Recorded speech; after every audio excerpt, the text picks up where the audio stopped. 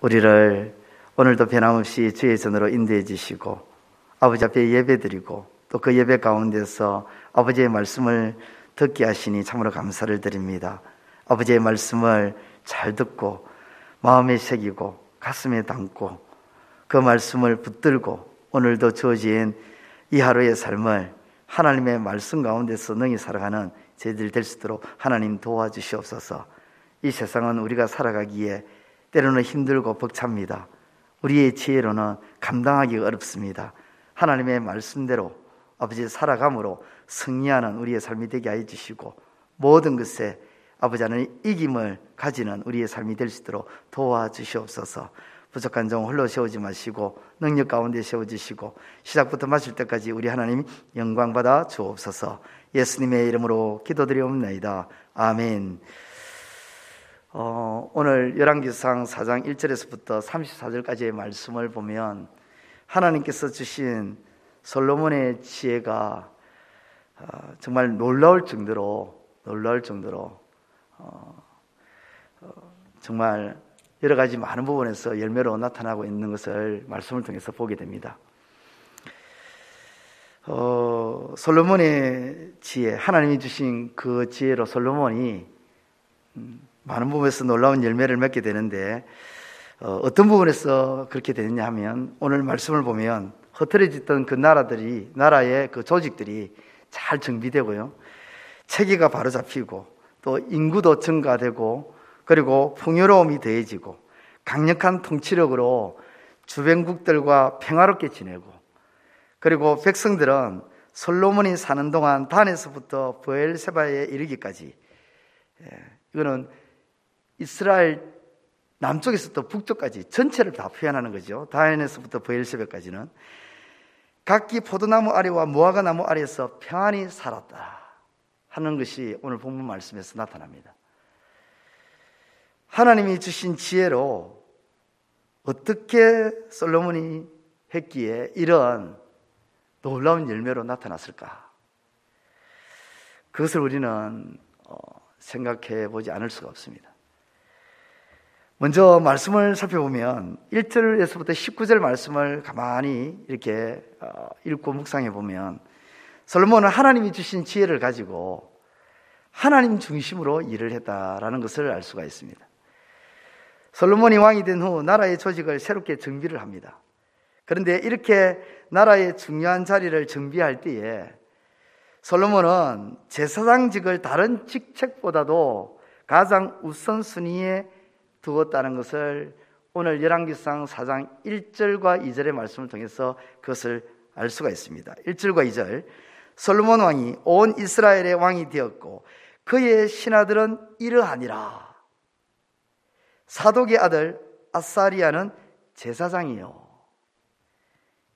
이것은 인간의 어떤 조직의 힘보다 어떤 조직의 체계에서든지 하나님께서 우위에 계셔야 함을 솔로몬의 신앙으로 고백하고 있는 부분이죠. 그렇습니다. 솔로몬 내각의 가장 높으신 분은 바로 하나님이셨습니다. 솔로몬 정권의 가장 높은 자리에서 통치하시는 실질적인 분은 바로 하나님이셨습니다.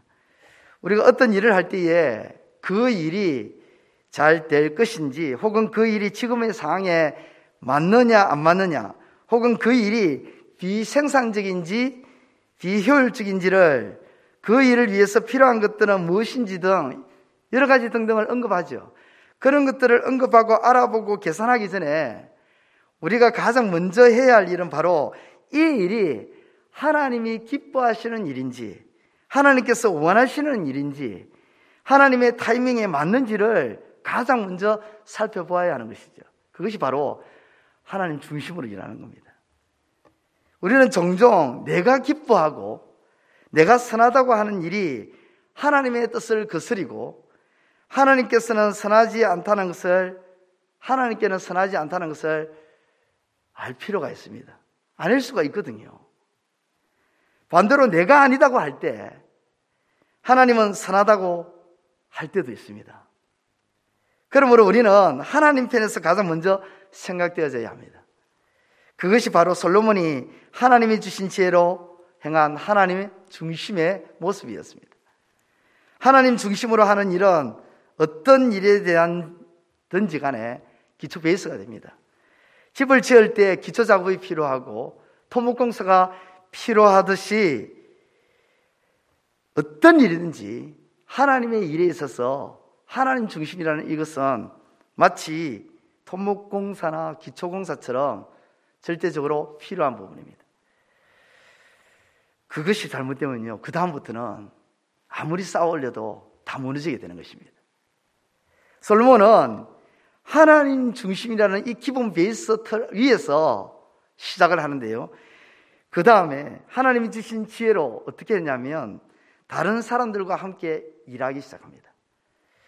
1절과 19절 말씀에 보면 솔로몬이 각 분야의 임무를 필요한 인재들에게 나누어서 관할하게 하는 장면이 나옵니다. 즉 솔로몬은 혼자서 일하지 않았다는 것입니다. 일을 나누어서 각 분야의 적임자들을 맡겼습니다. 그는 제사장, 서기관, 사관, 군대장관, 지방관장의 두령, 국내 대신, 감독관 등등을 다 뽑았습니다. 또한 이스라엘을 12행정구역으로 나누고 12장관을 임명했습니다. 우리는 본문에서 솔로몬의 조직력과 함께 다른 사람과 함께 일하는 자세를 배울 수가 있습니다. 아무리 지혜와 힘이 있다고 해도 이 세상에는 독불장군이 있을 수가 없습니다. 모세도 일을 해 나갈 때에 이렇게 일을 나누어서 함께 일했죠. 느헤미야도 그랬고요. 모세와 느헤미야, 솔로몬만 그런 것이 아니라 예수님도 혼자 일하지 않으시고 12제자를 세워서 일하시고 12제자뿐만 아니라 70문도까지 뽑으셨습니다. 이러한 팀 사역은 교회에서도 중요합니다. 함께 일을 나누는 교회는 항상 밝고 웃음이 피어나며 힘차게 하나님의 일을 추진해 나갈 수가 있습니다. 그러나 그렇지 못한 교회는 언제나 몇몇 사람의 지친 모습과 수많은 방관자들의 조소와 비웃음으로 휘청거리게 됩니다. 그러므로 우리 모두는 함께 일하는 정신을 가져야 합니다. 함께 일한다고 할지라도 앞서 언급한 대로 기초공사가 제대로 되지 않는다면 함께 일하는 사역에서 어떤 일이 또 발생했냐면 자기 공로를 내세우는 일들 혹은 다툼이 일어나고 잡음도 생기고 분란도 일어납니다. 일이 진행되지가 않습니다. 그러므로 하나님 중심으로 시작해서 함께 일하는 방향으로 나아갈 때 결과는 더할 나위 없이 좋은 결과를 이룰 수 있는 것입니다. 오늘 본문에서도 함께 일함으로 인해 솔로몬의 내각은 더 단단해졌습니다. 물론 그냥 함께 일하는 것으로 출발한 것이 아니라 하나님 중심이라는 그 기본 베이스 위에서 함께 일함으로 솔로몬의 내각은 단단해지고 강력해지고 주변국에게까지 그 영향력을 발휘하는 모습을 보이고 있습니다. 그래서 그 주변국이 어떻게 합니까? 조공을 바치고 평화를 일구어내고 안으로는 평안함을 가질 수 있었다는 것입니다. 마지막으로 솔로몬은 하나님이 주신 지혜를 남을 위해서, 남의 유익을 위해서 사용했다는 것입니다. 29절에서부터 34절의 말씀을 읽고 묵상해 보면 하나님께서는 솔로몬의 기도를 들으시고 지혜와 총명함을 넘치게 주셨습니다. 솔로몬은 뛰어난 정치가로, 그 주시는 하나님의 지혜를 가지고 뛰어난 정치가로, 행정가로, 재판관이 되었습니다. 거기에 세상의 지식에도 뛰어난 모습을 보이는데요, 그는 3,000개의 잠언을 말한 철학자였습니다. 그리고 노래도 1,005곡을 만든, 1,005곡을 만든 음악가였습니다. 식물학에도 능통했고 동물학, 금속학, 조선공학, 건축학, 무역, 경제학에 이르는 전문 분야의 탁월한 지혜를 보였습니다. 솔로몬은 뛰어난 능력을 나라와 백성을 위하여 유익하게 사용했습니다. 자기만을 위해서 사용한 것이 아니죠. 지혜는 나만을 위한 것이 아니라 이웃을 위하여, 하나님을 위해서 하나님께서 내려주신 소중한 것임을 솔로몬은 알았습니다. 지혜는 은사의 한 부분이죠. 솔로몬은 그것을 알았고 그 지혜를 그렇게 사용했습니다. 자기만을 위해서 사용한 것이 아니라 남을 위해서, 나라를 위해서, 하나님을 위해서 그렇게 사용했다는 것입니다. 그러자 자신은 물론 나라와 하나님을 위해 좋은 결과가 나타났다는 것입니다. 놀라운 열매로 나타났다는 것이죠. 하나님의 이름이 만방에 두렵게 여겨질 정도로 떨쳐졌다는 것이죠. 정리하면 솔로몬은 하나님이 주신 지혜로 하나님 중심으로 하였고, 그 지혜를 가지고 하나님이 주신 지혜로 함께 일했으며 하나님이 주신 지혜로 남의 유익을 위해서 사용했다는 것입니다. 그 결과 자신과 가정과 나라가 부강해지고 평화와 안정을 누리게 되었다는 것입니다. 그러므로 오늘 저와 여러분들은 오늘 열왕기상 4장에 있는 이 말씀을 가지고 하나님의 지혜로 어떻게 살아가야 할지 생각해 보아야 합니다.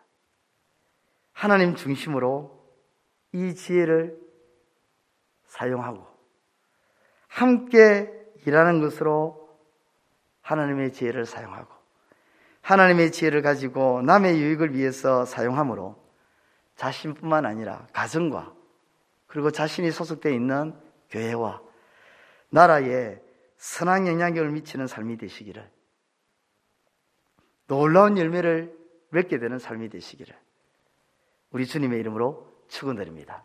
기도드리겠습니다. 하나님 아버지, 은혜를 감사합니다. 이 새벽에 저희들을 주 앞으로 인도해 주시고 말씀을 듣게 해주시고 또 깨닫게 해주시니 참으로 감사를 드립니다. 솔로몬은 하나님께로부터 지혜와 총명을 받았습니다.